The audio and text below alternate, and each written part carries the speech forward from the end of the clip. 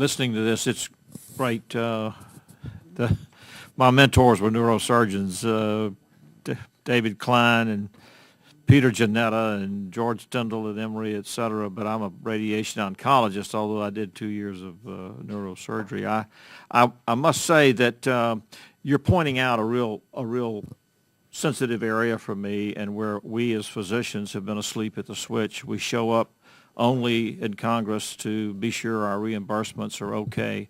But for the last 3 decades, we have said nothing about the fact that we were in charge of, not you, but we, generic us, have been in charge of recognizing that the baby boomers were going to come through the system. We were delivering them, but it made no difference to us in our medical schools. We didn't increase our numbers. We didn't increase the number of medical schools, the number of kids coming out, and now we're faced with an acute shortage.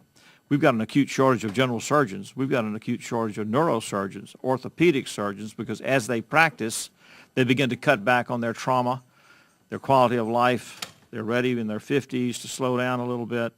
Our residency programs are full of non-U.S. Graduates. And so we as a group, we MDs as a group, have let us all down by not making enough noise, not participating in the political system. I'm through preaching.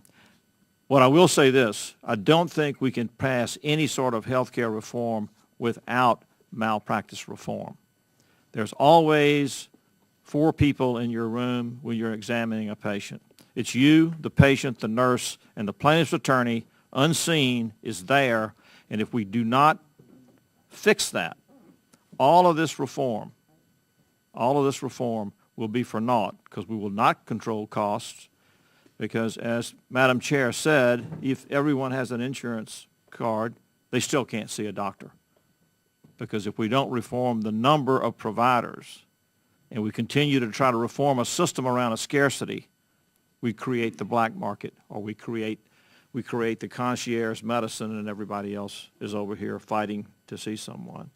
So we've got a real problem on our hands, and I'm afraid that this rush to meet an artificial deadline on health care reform may have some severe unintended consequences. So my question to you, or my plea to you, is when you go back to see your people that you represent, they have got to get interested in the political process. You've got to tell them to get interested, because your fate is going to be sealed by those of us on a panel like this who know very little about what you do. But thank you each for coming. We really appreciate it. Thank you.